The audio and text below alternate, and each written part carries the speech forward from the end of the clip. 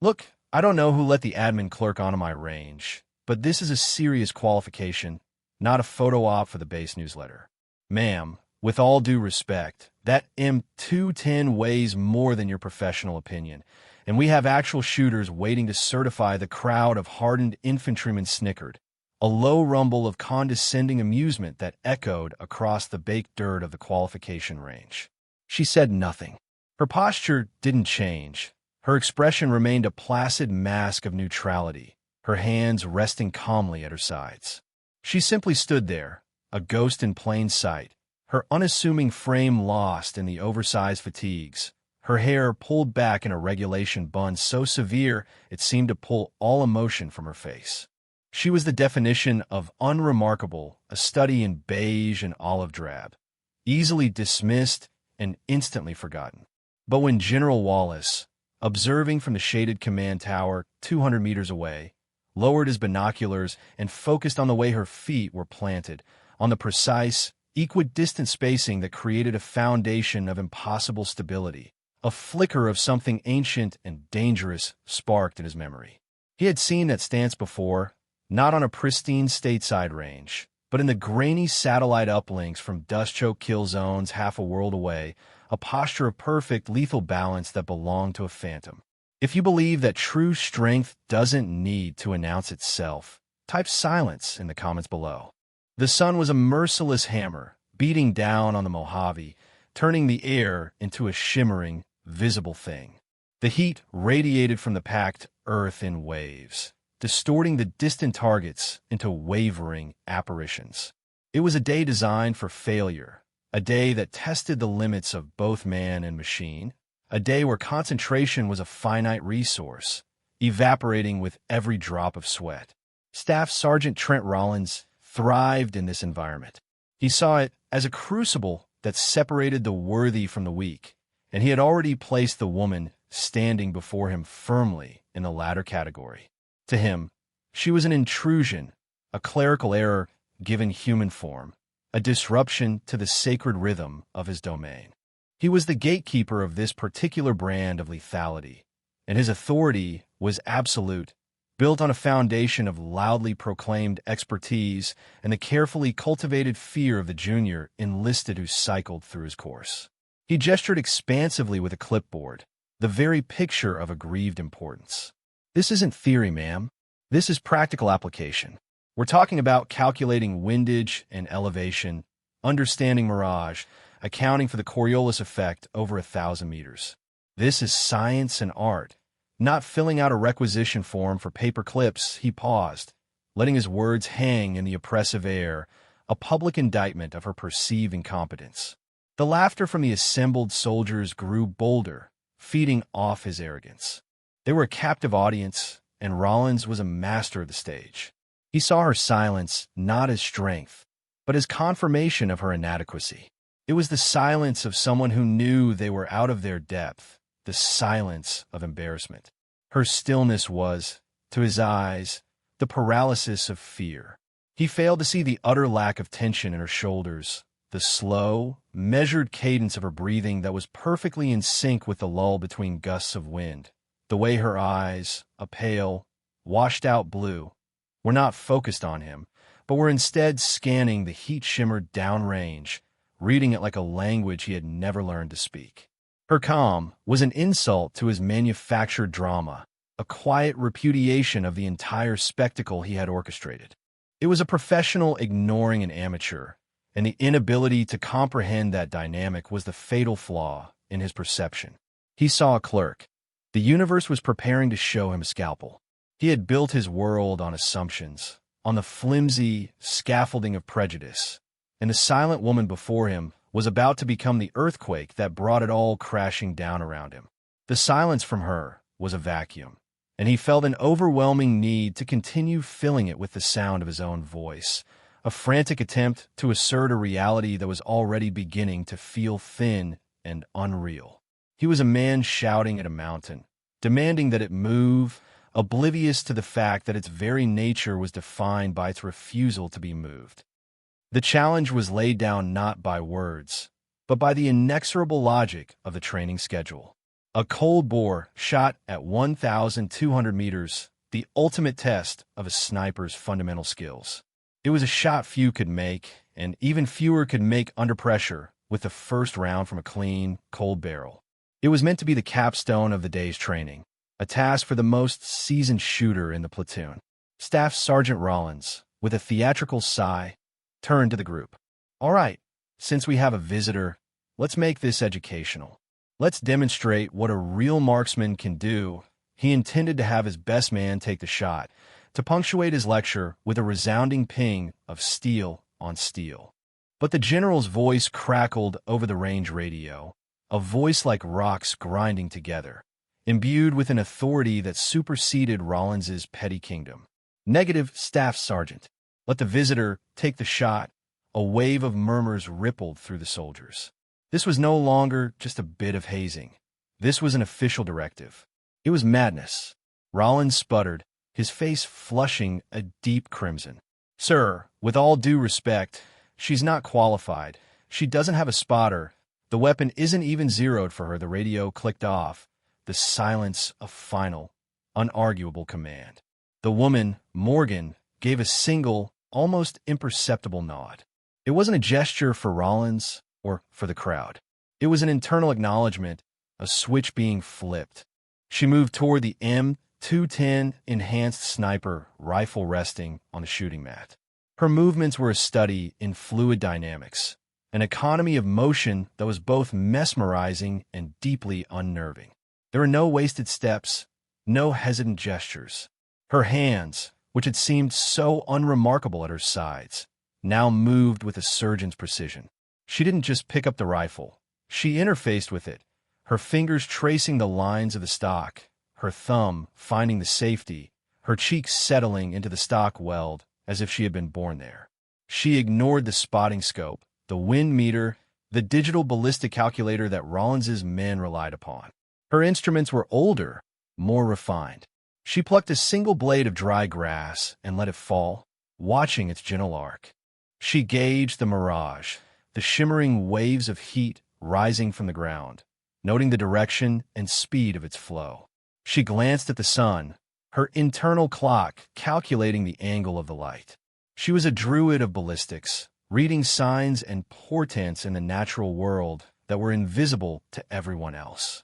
The process took less than 30 seconds, a silent symphony of observation and calculation performed at a level of instinctual mastery that was breathtaking to anyone who knew what to look for. The men on the line, who had been expecting fumbling incompetence, fell into a confused, watchful silence. The arrogance was draining out of the atmosphere, replaced by a dense, uncertain curiosity. Rollins stood by, his arms crossed, a sneer still plastered on his face, but his eyes betrayed a flicker of doubt. He was watching a procedure he didn't recognize, a ritual from a different, more dangerous church of combat. She adjusted the scope's elevation dial with a series of crisp, audible clicks, a sound that cut through the oppressive heat. Then she settled in, becoming part of the landscape, her body a rock, the rifle an extension of her will. The world seemed to shrink, focusing down the long tube of the scope to a single, distant point of steel. The air grew still, and in that moment, she was the only thing that mattered. Her preparation was a silent masterclass in the art of killing. Every action was deliberate, stripped of ego, refined by 1,000 unseen repetitions in places that would forever remain classified. She slid the bolt back on the M210, the sound a smooth, oiled whisper of perfectly machined steel. She didn't look at the magazine. Her fingers knew the way. She guided the single round into the chamber with a practiced touch, her movements so economical they seemed to slow down time itself. The en-bloc clip seated with a quiet, solid click that was felt more than heard, a finality that sent a strange chill through the sun-baked air. The soldiers watched, their smirks having long since melted away, replaced by a rapt fascination. They were witnessing a level of familiarity with a weapon that they, for all their training, had never achieved. They handled their rifles. She communed with hers. It was the difference between a tradesman and an artist, between a job and a calling. Staff Sergeant Rollins found himself unable to speak, a knot of confusion and a dawning, terrible sense of miscalculation tightening in his chest. He had built his entire identity around being the expert, the one who knew, and the silent woman before him was methodically, quietly, and completely dismantling that identity without uttering a single word. Her left hand gently cupped the stock, not gripping it but guiding it. Her right index finger rested on the trigger guard, miles away from the trigger itself. The true work was happening inside. She exhaled, slowly, emptying her lungs until they were a perfect, still vacuum. In the space between heartbeats, where the body is at its most stable, she began the trigger squeeze. The narrator's voice in the minds of the onlookers would have described it as a process, not an action. A steady, rearward pressure, so smooth and so gradual that the rifle itself would be surprised by the moment of its own firing. The world narrowed to the reticle, the distant, man-sized steel plate, and the shimmering air that lay between them. She wasn't aiming at the target. She was becoming the space between the rifle and the target. She was the wind she had felt, the mirage she had read, the spin of the earth she had instinctively calculated. The physics of a shot were no longer a problem to be solved, but a reality to be inhabited. The crowd held its breath, a collective, unconscious act of reverence. The heat, the flies, the sweat trickling down their backs, it all vanished. The entire universe was now contained on this one small patch of dirt, focused on the still figure and the long, dark barrel of the rifle pointed toward the horizon. The tension was a living thing, a coiled spring of anticipation that grew tighter and tighter with every passing microsecond. They were no longer waiting to see if she would miss. They were waiting to witness something they didn't yet have the words to describe. They were on the precipice of a revelation, and the price of admission was the shattering of their own comfortable assumptions. The silence on the range was now absolute, a deafening void that amplified the sound of a single, slow, impossibly controlled exhale. The crack of the rifle was shockingly clean, a singular, sharp report that sliced through the heavy air and echoed once off the distant hills before being swallowed by the desert. It was not the thunderous roar they were used to. It was the precise, surgical sound of a tool being used with absolute mastery. For a full second, nothing happened. The laws of physics demanded their due, the 12-kilometer journey of the bullet an eternity in human perception. The soldiers squinted, their eyes straining to see the impact. Rollins had his high-powered binoculars fixed on the target, his knuckles white as he gripped them. He was praying for a miss, for a puff of dust to the left or right, for anything that would validate his initial arrogant assessment. He needed her to fail, to restore the order of his world. Then it came, not a loud, clanging report, but a distinct, high-frequency ping, a sound that traveled back across the shimmering heat waves like a judgment. It was the sound of a 762 millimeters round striking hardened steel dead center. Through his binoculars, Rollins saw it. Not just a hit, but a perfect hit. The steel plate, which was designed to absorb and deflect, had a bright, new scar exactly where the painted crosshairs met.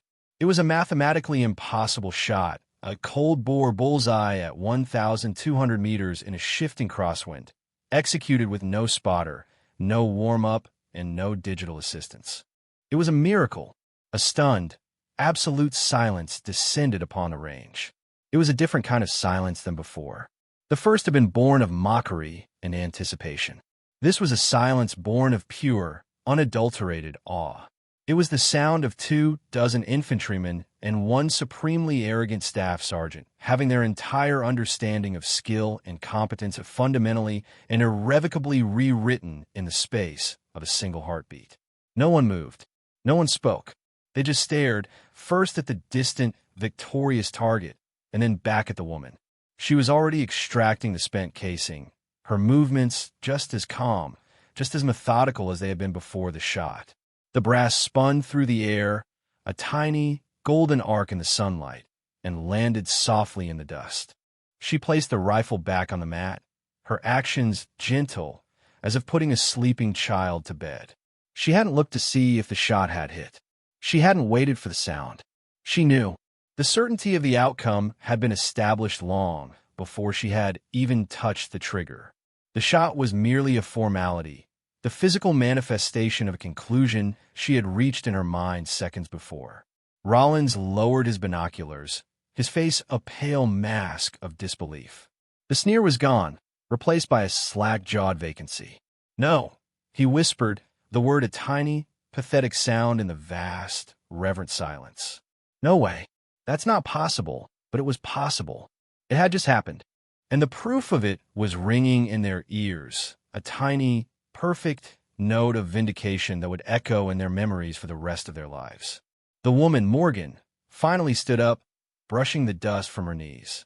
She looked at Rollins, her placid expression unchanged, and waited. The power dynamic on the range had not just shifted. It had been inverted with the force of a tectonic event. The gatekeeper had just been humbled by the ghost, and the entire world had gone silent to bear witness. General Wallace moved with the slow, deliberate gait of a man whose every step carried the weight of 4 decades of service. He descended the metal stairs of the command tower, his boots making a rhythmic, purposeful clang that was the only sound on the now sacredly quiet range. He didn't stride. He processed, like a high priest approaching an altar. The crowd of soldiers parted for him instinctively, a sea of olive drab receding before his immense, quiet authority. His face was a roadmap of deserts and mountains, of campaigns won and friends lost, and his eyes, though old, saw everything with a clarity that could strip a man's soul bare. He walked past the still-frozen Staff Sergeant Rollins without a glance, his focus entirely on the unassuming woman who stood calmly by the firing position. He stopped a few feet from her, his gaze not on her face, but on the M210 rifle she had used. He knelt, his old knees cracking in protest, and ran a gloved hand over the stock. He was not inspecting it for flaws. He was greeting an old friend. He lingered for a moment, lost in a memory the others could not access, before rising to his full, imposing height. He turned his attention to Morgan, and for the first time, a subtle shift occurred in her placid demeanor. She straightened her back, a minute adjustment that transformed her from a civilian in fatigues to a soldier standing before a superior officer. It was a sign of deeply ingrained discipline, a flicker of the truth that had been hiding in plain sight. The general's voice, when it came, was not loud, but it carried across the range with the density of a physical object. "I haven't seen a shot like that since Operation Serpent's Tooth in the Zabul province," he said, his eyes locked on hers. "There was a ghost operating in those hills. We called her Whisper because the only evidence she even existed was the sound of a single round and a high-value target dropping from a kilometer away. They told me she retired." He paused, letting the weight of his words settle. The soldiers exchanged uneasy glances. They all knew the legend of Whisper. It was a story told in hushed tones in barracks after dark, a myth from the shadowy world of special operations, a boogeyman that the enemy's leaders feared more than drone strikes. It was not a story they had ever connected to the real world, and certainly not to a woman who looked like she belonged behind a desk. The general reached for the radio on his hip. "Give me the J1 personnel database," he commanded. Authorization code Wallace Alfanaro. He looked directly at Rollins, his eyes like chips of flint. "Every soldier has a file, Staff Sergeant.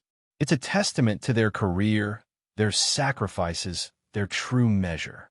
Sometimes it pays to read the file before you open your mouth." The implication was a physical blow. Rollins flinched, his face pale, the full, crushing weight of his misjudgment beginning to settle upon him. He had not just insulted a soldier. He had desecrated a living legend. The air crackled with the energy of an impending revelation, the final, official unmasking of the quiet professional who had just performed an act of impossible, undeniable competence.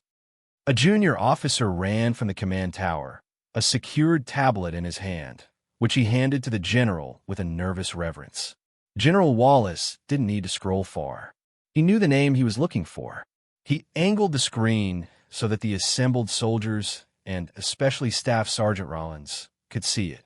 The file that appeared was sparse, heavily redacted, with entire sections blacked out by thick bars of digital ink labeled classified, TS/SCI.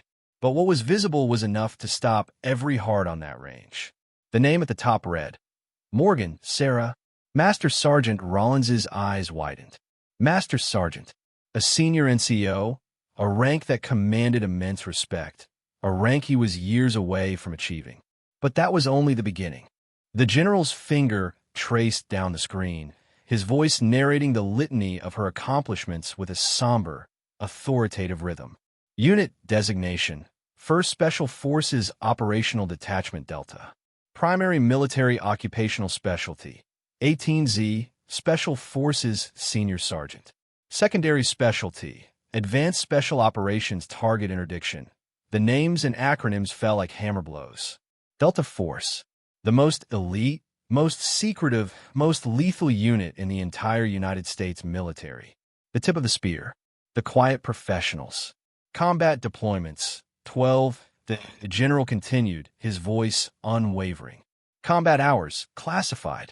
Confirmed kills: classified. He swiped to the next page, a list of awards and decorations that made the chests of the decorated infantrymen present seem bare by comparison. Medals: Distinguished Service Cross. Silver Star with 4 oak leaf clusters. Bronze Star with V for Valor, 7 clusters. Purple Heart with 3 clusters. He paused, letting the sheer weight of her sacrifice and heroism sink in. And this one, he said, tapping the screen, the Army Marksmanship Master Badge with all 23 possible qualification bars. A distinction held by exactly 4 people in the history of the United States Army. The silence that followed was profound. It was the sound of mythology crashing into reality.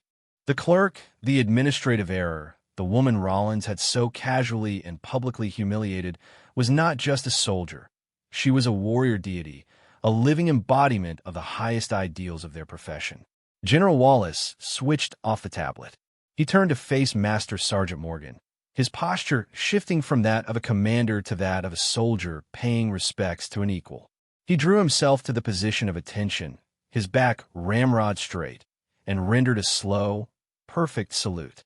It was a gesture of profound, almost holy respect, a 4-star general acknowledging the quiet, demonstrated greatness of a master of her craft. "It's an honor to have you on my range, Master Sergeant," he said, his voice filled with a reverence that shamed every snicker and condescending word that had been uttered that day. Morgan, in response, returned the salute with the same crisp precision she applied to everything else. She held it for a beat, her eyes meeting his, a silent acknowledgement passing between 2 wolves in a world of sheep. Then, for the first time, she spoke a full sentence, her voice quiet, steady, and utterly devoid of triumph. "Just keeping my skills sharp, General.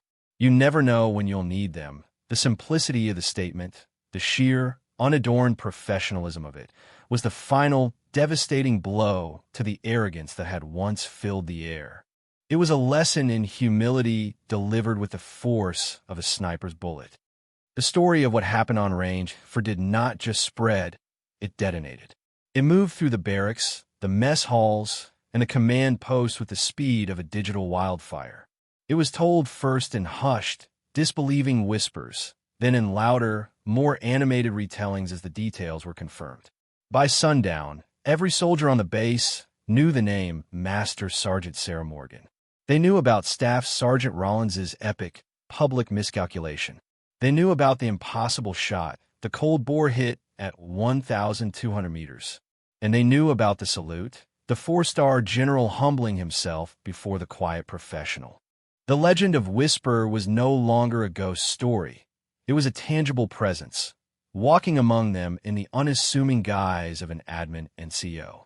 The narrative became a modern military fable, a cautionary tale about the mortal sin of assumption. Recruits were told the story by their drill sergeants as a lesson in humility. Officers discussed it in their professional development sessions as a case study in leadership and perception. The incident on range became a cultural touchstone, a shorthand for the idea that the most dangerous person in the room is often the one you notice least. Staff Sergeant Rollins endured his own private crucible. General Wallace did not officially reprimand him. The public humiliation was punishment enough. Rollins was forced to confront the brittle foundation of his own expertise. His arrogance, which he had mistaken for confidence, had been exposed as a shield for his insecurities. He approached Master Sergeant Morgan 2 days later, not on the range, but in the quiet, sterile environment of the administrative office where she was, in fact, temporarily assigned while awaiting her next deployment. He found her filing paperwork with the same methodical calm she applied to firing a rifle. The entire office seemed to hold its breath as he walked up to her desk. He stood before her, his posture stiff, his face etched with a shame so profound it was painful to witness. "Master Sergeant," he began, his voice barely a whisper, I have no excuse. My conduct was unprofessional, disrespectful, and ignorant. I am truly sorry Morgan didn't look up from her paperwork. She simply stamped a form with a definitive thud. "Apology accepted, Staff Sergeant," she said, her tone neutral, offering neither condemnation nor comfort. She then looked up, her pale blue eyes meeting his. "Assumptions are a liability, Rollins. They get people killed. Remember that it was not a threat, but a statement of fact, a piece of hard-won wisdom from a world he could barely imagine." For Rollins, it was a lifeline.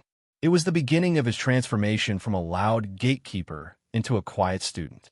He had been humbled by competence, and in that humbling, he found the first step toward genuine wisdom. The lesson was brutal, but it would make him a better NCO and a better man. The quiet professional had, with a single shot and a few words, not only proven her worth, but had also set in motion the redemption of the man who had wronged her, a ripple effect of competence that strengthened the very fabric of the institution they both served.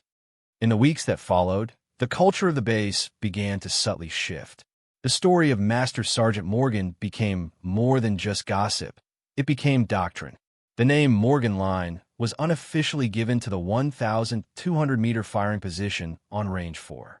Shooters would approach it with a new sense of reverence, touching the concrete slab as if it were a religious artifact before taking their position. They weren't just trying to hit a target anymore. They were measuring themselves against a legend. A photograph, a grainy still taken from the range's security camera, was anonymously printed and pinned to the main bulletin board in the sniper school's headquarters. It showed a small, unassuming figure standing perfectly still before a line of slouching, larger men, a moment of profound calm before the storm. Underneath it, someone had scrawled in black marker, "Competence is quiet." The image became a symbol, a visual reminder that true capability requires no announcement. Staff Sergeant Rollins, for his part, embraced his humbling with a surprising dedication. He was the one who framed the photograph and hung it on the wall. He redesigned the entire qualification course, adding a new module at the very beginning, taught by him personally, titled Combat Indicators and Threat Perception. It had nothing to do with shooting and everything to do with observation. He used his own story, his own monumental failure of judgment, as the primary teaching tool. He forced his students to look past the uniform, the rank, the gender, and the appearance, and to instead search for the subtle cues of expertise. Posture, economy of motion, calmness under pressure. He taught them to see the world as Master Sergeant Morgan saw it, to read the silent language of competence. Morgan herself remained largely invisible, just as she preferred. She deflected any praise or attention with a quiet, "I was just doing my job." Her legend grew in her absence. She became a symbol for every overlooked soldier, every quiet professional who let their actions speak for them. She had wanted no recognition, but in her demonstration of selfless skill, she had become an inspiration. Her true legacy was not the single, impossible shot, but the change it inspired in others. She had reinforced the most fundamental, yet often forgotten, law of the military profession. Respect is not given based on the volume of one's voice, but earned through the precision of one's actions. The silent, steady competence she embodied was a force more powerful than any weapon, capable of dismantling arrogance, reshaping culture, and reminding an entire institution of its highest values. The ping of that single round on steel had become a tuning fork, and the entire base was slowly, surely, bringing itself into harmony with its perfect, resonant note of truth. A year later, a new class of sniper candidates gathered on Range 4. The sun was the same, the heat just as oppressive, but the atmosphere was different. Staff Sergeant Rollins stood before them, a changed man. The arrogant swagger was gone, replaced by a quiet, confident authority. He was leaner, his eyes sharper, his words more carefully chosen. He began his introductory lecture by pointing not to the distant targets, but to the framed photograph on the wall of the ready area. "Before you touch a rifle," he said, his voice resonating with hard-earned conviction, "you need to learn the most important lesson this school has to offer. It's the lesson of that woman. Right there," he told them the story. He didn't spare himself, detailing his own ignorance, his condescension, his public humiliation, with a raw honesty that commanded the recruits' absolute attention. He spoke of the silence, the impossible shot, and the quiet dignity of Master Sergeant Sarah Morgan. "We are taught to identify threats by their weapons, their movements, their communications," Rollins explained, his gaze sweeping over the young, eager faces. "But the greatest threats and the greatest allies are often the ones who have mastered the art of silence. They don't advertise. They don't boast. They simply are. Your job is not just to be shooters. Your job is to learn to see, to recognize true competence, even when it's standing right in front of you, looking like it doesn't belong." The story had become institutional folklore, a foundational myth passed down to each new generation of warriors. It was no longer just about a single event. It was about the enduring principle that character is revealed under pressure, and that excellence is a language spoken not with the mouth, but with the hands, the eyes, and the soul. Master Sergeant Morgan was long gone, deployed to another nameless, dangerous corner of the world, a ghost doing what ghosts do. She left no forwarding address, no official accolades for her actions that day. She didn't need to. Her legacy was not a medal or a plaque, but a living, breathing change in the hearts and minds of the soldiers who came after her. It was in the quiet respect the recruits now showed each other, in the way they looked for skill in unexpected places, in the understanding that the loudest voice in the room is almost always the weakest. The Morgan line was more than just a place. It was a standard. It was a reminder that true strength doesn't need to shout, that true skill doesn't need to brag, and that a legacy is not about the noise you make, but about the silence you leave behind, a silence filled with awe, with respect, and with the quiet, undeniable proof of a job well done. The ultimate lesson of that day, on the sun-scorched range, was not about marksmanship. It was about the fundamental nature of worth. In our world, value is so often confused with volume. We are told to speak up, to self-promote, to build a personal brand, to ensure our accomplishments are seen and heard. We mistake the peacock's display for the eagle's strength. But there exists another path, a quieter, more profound measure of a human being. It is the path of the quiet professional. It is the creed that competence is its own reward, that skill is its own validation, and that respect is a byproduct of demonstrated excellence, not a goal to be pursued. Master Sergeant Sarah Morgan embodied this creed. She did not argue with ignorance. She refuted it with action. She did not demand respect. She commanded it with a single, perfect display of her craft.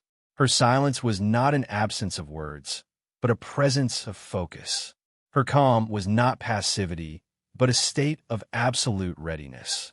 She reminded us that the most powerful statements are often made without a sound, that the deepest convictions are held without proclamation.